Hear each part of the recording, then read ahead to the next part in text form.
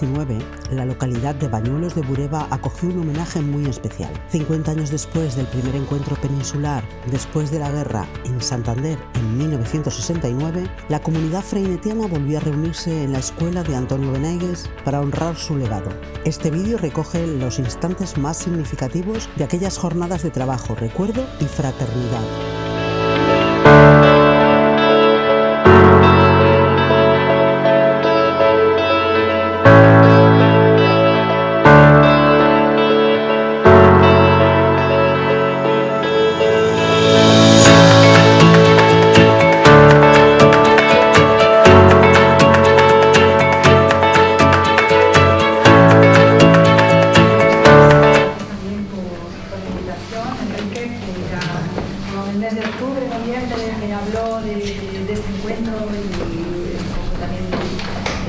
Dar enhorabuena, ¿no?, por el proyecto de recuperación de la memoria de este maestro, de esta escuela. Y, bueno, cuando me plantearon que hablase del papel de la universidad en la difusión, si queremos otra forma distinta de entender la escuela, de la escuela alejada, de la más tradicional que conocemos, pues rápidamente se me dieron varios temas o varias formas de enfocar, ¿no?, esta cuestión. Como Olga ha dicho al principio, yo creo que es interesante también que las personas que estamos aquí de la universidad recibamos una devolución de lo que vosotras y vosotros como docentes nos demandáis, sobre todo a alguien en este caso que está al frente de una facultad de educación y que está formando a futuros y futuras docentes que van a trabajar en la escuela en poco tiempo. Cuando preparaba lo que voy a hablar a continuación, me hacía la pregunta de si estaba realmente intentando justificar qué es lo que no hacemos en la universidad y por qué, pero creo que también es mi papel de alguna forma, ¿no? Hace poco participaba en un congreso sobre coeducación en Santander, también en una mesa redonda en la que hablábamos de por qué en los planes de estudio de las universidades, de las facultades de educación, en el espacio europeo, cuando comenzó el espacio europeo de educación superior y nos pusimos a elaborar, o se pusieron a elaborar los planes, los estudios de las mujeres y el género perdimos el tren para introducir temas tan fundamentales y temas tan vigentes en nuestras sociedades como estos, y mientras reflexionaba sobre la idea de si hablamos o no hablamos de prácticas relacionadas con la pedagogía moderna en nuestra facultad, me volvía también esa idea, ¿no?, que seguramente perdimos el tren en el momento en que la universidad se reformó con la entrada en el espacio Bolonia, con el espacio europeo de educación superior. Creo que además este es un buen espacio, una buena oportunidad para ponernos a dialogar, porque en muchos casos la relación entre profesorado universitario, universidad y profesorado no universitario no ha sido muy fácil, ¿no? A veces en la universidad se ha acusado de estar en su torre de marfil y no llegar o no escuchar la voz de otras personas que nos podían aportar, y sobre todo, como decía, cuando estás vinculado a una facultad como la Facultad de Educación. Y reflexionaba también sobre lo que pasa en mi facultad, y en mi facultad se explica mucha teoría de la educación, pero muy poca historia de la educación, ¿no? Creo que oportunidades como la reivindicación y como la recuperación de los sistemas de maestros que tanto han aportado a la educación es también otra de las asignaturas pendientes en nuestros planes de estudio y en nuestros centros. Bueno, como decía, a lo más cercano, lo más si queremos, de día a día de lo que ocurre en una facultad como la mía, una facultad de educación, en la que tenemos los 2 grados de magisterio, educación infantil, educación primaria y también másteres vinculados con el mundo de la educación. Estamos difundiendo, estamos contribuyendo desde el centro a hablar de formas distintas de entender la escuela, ¿no?, de dar ejemplos, una forma diferente de la escuela tradicional a la que estamos, ¿no?, o la que nos han habituado de alguna forma. Mi primera respuesta es afirmativa, sí, pero junto a esta primera respuesta positiva de cómo se están difundiendo prácticas diferentes de entender la escuela, aparecían como 3 términos, ¿no? De un lado la estacionalidad, de otro el encorsetamiento, la rigidez con la que nos encontramos a la hora de introducir nuevas cosas en las universidades, y de otro también el voluntarismo del profesorado, que en muchos casos recae en la voluntad de profesoras y profesores el llevar a sus clases, el llevar a otro tipo de actividades a su alumnado, a darles a conocer este tipo de iniciativas.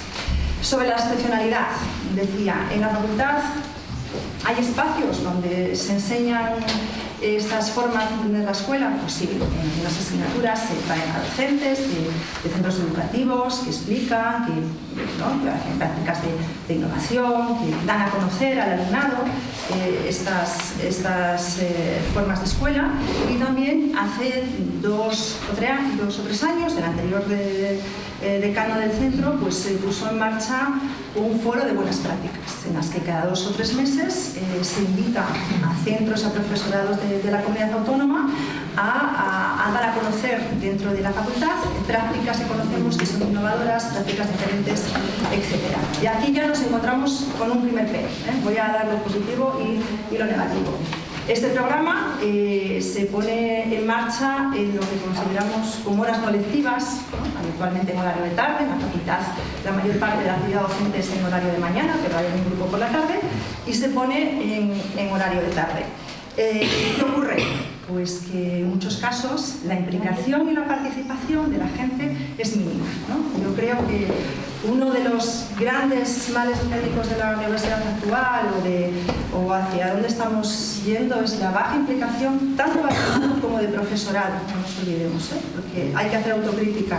No solamente es el alumnado el que no participa, sino también el propio profesorado de la facultad que decide no acudir. Decía también, ¿no? Cuando pensaba sobre si trabajamos en la difusión de esta pedagogía moderna, pues aparece esa idea de rigidez o de encorsetamiento, ¿no? De las dificultades que la administración en muchos casos nos ha puesto en las universidades de hacer algo tan sencillo a priori como es cambiar un plan de estudios. Por lo tanto, la dificultad también de cambiar no solamente los planes de estudios, sino también de lo que la administración está solicitando, del tipo de alumnado que en muchos casos se le está pidiendo a ese alumnado. ¿Os imagináis que en los exámenes dentro de 20 días, cuando pidan la programación, hay mucho opositor o opositora que se atreva a presentar una forma distinta de entender la escuela a lo más tradicional, a lo que se espera en los exámenes? Pues ahí también aparece otra forma distinta u otro inconveniente, ¿no? Cuando nos ponemos a trabajar. Pero también decía que en la facultad se trabaja, se difunde, se propaga, en muchos casos de la mano del voluntarismo del profesorado, ¿no? Yo creo que la mayor parte del profesorado de una facultad como la mía, pues primero parte de la idea de la importancia que tiene la escuela en transformar la realidad social y por lo tanto de la importancia que tiene de crear ciudadanía crítica, reflexiva, comprometida con la realidad, ¿no? Consciente de cambiar las cosas. Decía también voluntarismo por parte del profesorado, porque decía, igual os va a sonar a reivindicación o a justificar, pero también es un poco en lo que nos estamos encontrando.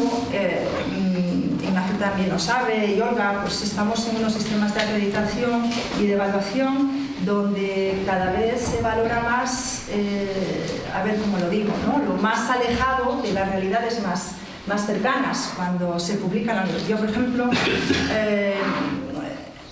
tengo un artículo publicado en Cuadernos de Pedagogía que seguramente es el que más se ha leído de todo lo que he hecho, escrito además con una maestra de una escuela, una investigación colaborativa que habla de una buena práctica. Y yo estoy orgullosísima de ese trabajo, como digo, difundido por muchos lugares. Se trabaja en clase, pero sin embargo, cuando en mi caso, compañeros y compañeras necesitamos pedir una acreditación, necesitamos promocionar dentro de nuestro trabajo, esos trabajos o esos artículos que no valen para nada. Bueno, no me voy a extender más porque creo que ya me he pasado, pero como decía también al principio, cuando comenzaba a pensar en este tema, hablaba, y me gustaría que se surgiera en el debate, cuál es el papel que las universidades deben de cumplir en nuestras sociedades actualmente, que se exige de unas facultades como las humanidades, como las facultades de educación, si tenemos algunos casos diferentes a otras más técnicas o más tecnológicas.